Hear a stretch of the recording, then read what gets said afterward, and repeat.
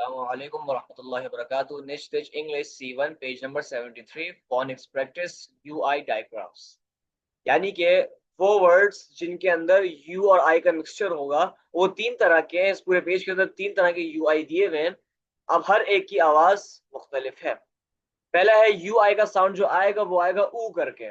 आइए देखिए, fruit, juice, suit, cruise, bruise, cuisine, recruit, juicy, pursuit, fruity.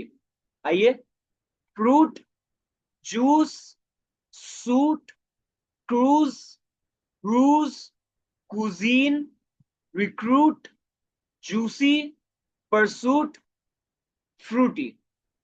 अगला है यू आई, इसका साउंड आएगा ए करके।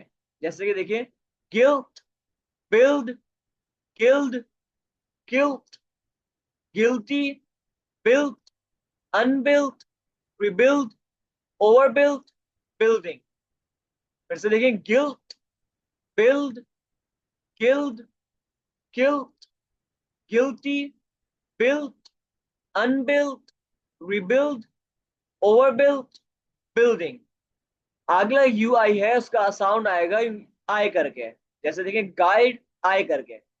Guide, guise, guider, disguise, read, unguided, require, guidable, outguide, बेगाइल।